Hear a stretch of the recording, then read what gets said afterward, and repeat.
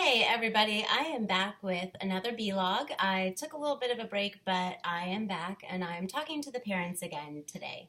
One of the things that has really been put on my heart is to share some of the lessons that I've learned in being a parent. I've been a mother and I've been a father figure for about 10 years now. I've done both roles and I have learned a lot. I've made plenty of mistakes. I've sought a lot of advice. I've gathered a lot of information and had a lot of experiences. So I'm at that point where I just kind of want to share some of the lessons that I've learned. And I'm being called to do that, I think, in the form of coaching. So that's a route I'm going to kind of explore and go down in the future. Well, actually in the present, but I'll give more information in the future. But what I want to start with now, I just want to put out there the 8 things that I've identified that I've had to do to be a better parent. Get it? Be a better parent? So funny. I call my overall approach to parenting TransPARENTing. So being transparent, being open, being honest, being sincere, and being able to just kind of be real with your children in a way that's appropriate. I think for me that's been the most valuable skill, I guess, that I've developed as a parent. So I'm very big on helping parents get to that place where they can be more transparent with their children. And these are the 8 things. So first and foremost, get honest with yourself. And when I say get honest with yourself, I mean observe yourself. Look at yourself as objectively as you possibly can. Look at your actions, your behaviors. Check your thoughts, what's actually going on in your head, and also check your emotions. What are you feeling? What's your physical sensation? Usually that clues you in as to where you are emotionally. You can observe yourself, but you're very biased. So the other thing that you want to consider is feedback that you've received from other people. And that feedback can be criticism, and that feedback can be praise. You really should look at both of them. I had to look at both of them because there's truth in both. There are plenty of people whose experiences with me have been super positive, and they've had nothing but amazing praise to sing. There have been people that have known me through, parts of my life where maybe I haven't been the person that I was supposed to be, and they've got some criticism for me. I have to look at both of them. And I think it's important for parents to do that and to weigh those things as equally and fairly as possible. Second, realize that your parents are human. Your parents were not perfect, and that's okay.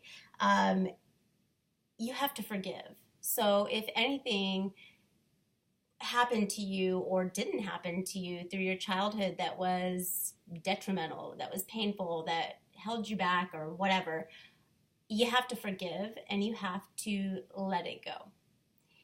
If you don't, it will hinder your ability to be the best parent that you can possibly be. Because I have to be quite honest with you when I say there's good and bad to everybody, including you. So if you look at your parents and see that they are imperfect and can't forgive any imperfections that may have been damaging to you, you are setting yourself up for the same judgment from your children because you are going to mess up. And what's even better, the funniest, ironic thing about parenting is that there will come a moment in your life when you realize that you are doing the exact thing that you swore you'd never do because your parents did it.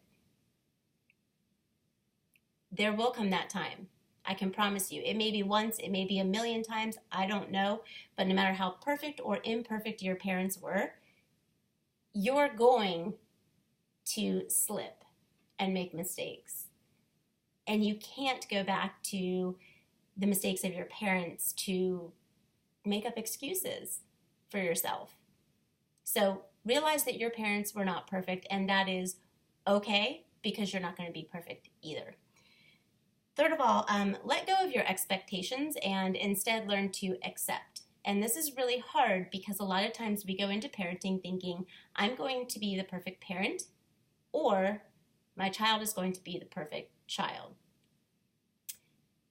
Now, when I say that, you might be thinking, oh no, I never have that expectation. But if you check yourself, you may actually have that expectation.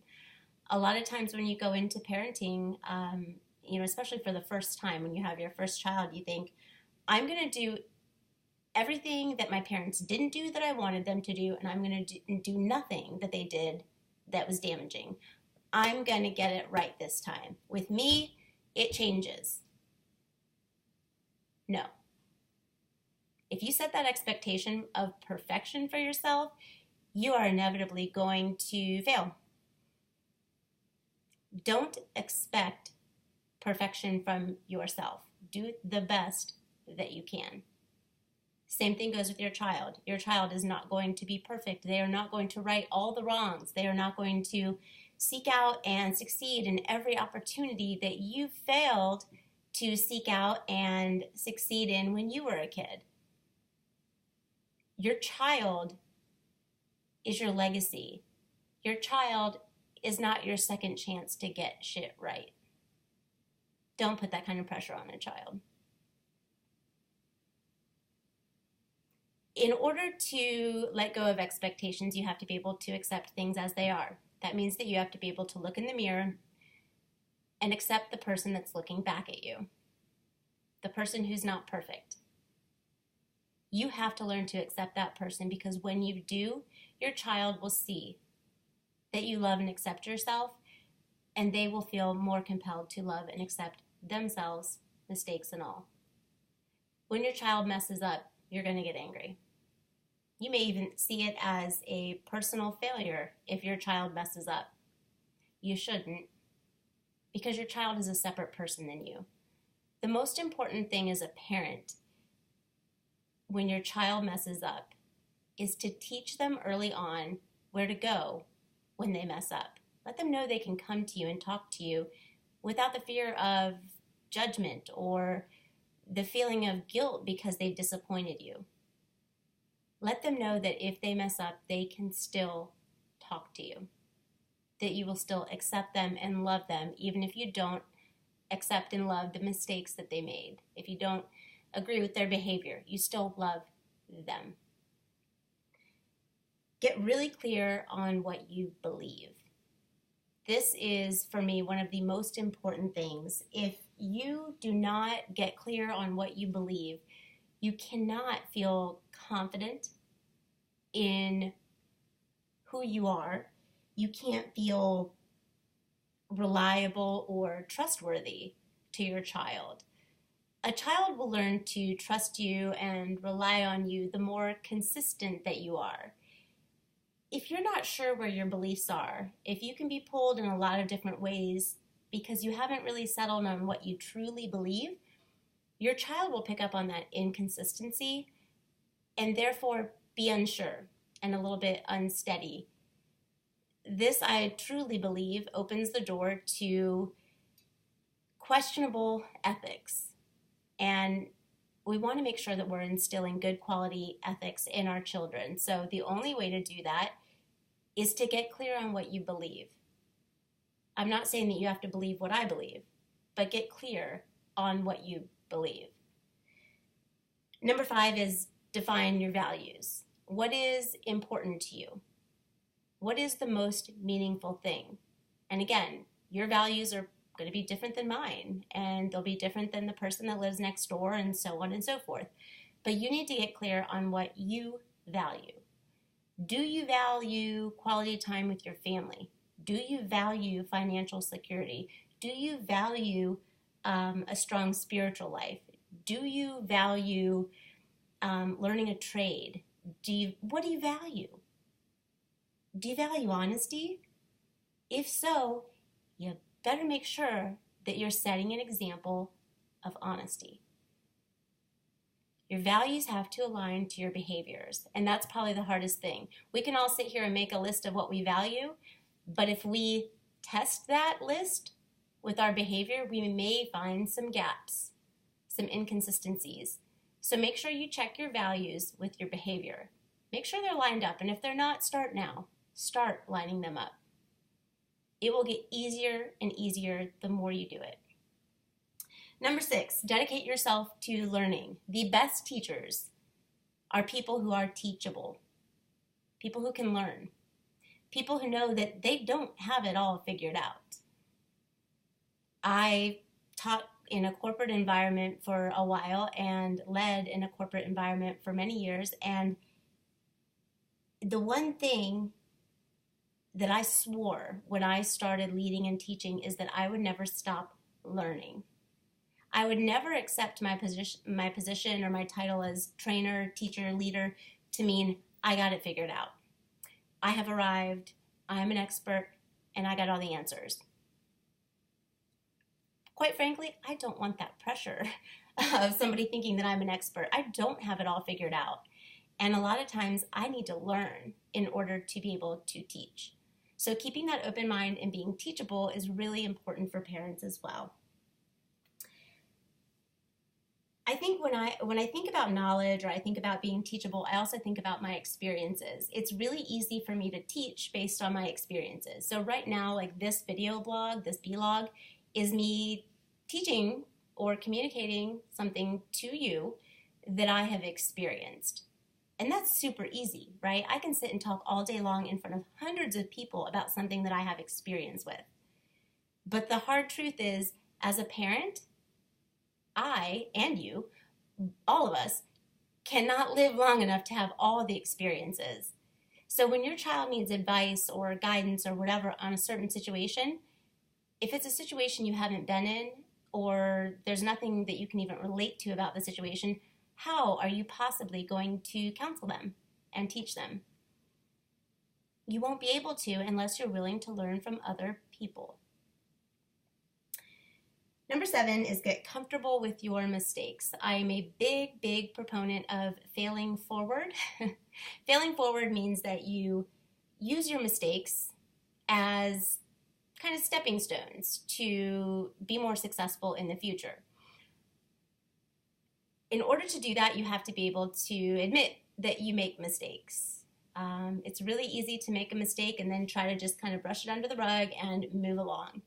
You have to stop and take a minute and actually look at your mistake, dissect it a little bit, analyze it a little bit, figure out maybe why you made the mistake that you made, do a little root cause analysis, and then use that to change whatever the root cause was so that you get a different result in the future. You don't repeat the same mistake. This is not an easy process at all. Root cause analysis is difficult and time-consuming, but it's necessary and it is worth it if you don't want to continue going through life making the same mistakes day, after month, after year after year. Correct your mistakes so that your children don't end up reliving your mistakes as well. The last one is probably the most important, number 8, and that is accept that you have to co-parent with God. And if you don't believe in God, that's fine. If that's your belief system, whatever you consider a higher power to be, you can just throw that in the place of God. But I'm going to call it God because God is what I believe in. You cannot parent alone. Now, I can say this to single moms, single dads, or married couples. Doesn't matter. You cannot parent alone. You can't carry that entire burden yourself. You can try to. You can try to do it yourself all day long, but you're not going to do it well. And you're going to suffer because you're going to be striving to do something that you are not capable of doing. You cannot parent perfectly on your own. You can't parent perfectly with your spouse. It's just not possible because you're not perfect, because you are a human. You can do the best that you can, and that's it. You need to rely on whatever you consider a higher power to be, whether that's God or something else, to help you make decisions, to give you guidance, to teach your kid and instill in your child the lessons that they need to learn. Because at the end of the day, your permanence on this earth is not guaranteed. It's not. So if you don't allow God into your relationship with your children, or you don't allow your higher power, whatever, your belief system into your relationship with your children, when you're not there, God won't be there. I don't even want to talk about morbid topics like parents passing away or anything like that, but if something tragic like that were to happen, don't you want your child to know that they still have God to guide them? I think about this a lot because I'm at the age where my parents' mortality is becoming very apparent to me. And it's become really important for me to understand and accept that my parents raised me. My parents, gave birth to me and everything, conceived me, but I was created by God, and He's still going to be here regardless of whatever happens with my parents whenever it happens. And the same thing goes for my son, understanding that he will always have God with him even if I'm not around. And so I think it's really super important to accept that God is going to co-parent with us if we will let Him. Every time you fail, every time you fall down, wherever your deficits are in terms of being a perfect person to be a perfect parent, God's going to make up those gaps for you. He's going to fill in the blanks if you let Him. If you let Him into your relationship and you let your child know God, teach Him. And if you don't know, teach yourself and then teach them. So that's it. Those are my 8 steps that I have had to follow, I guess, to become a more transparent parent and to just be a better parent in general. So I'll talk more about them in the future, but that's all for now. Bye.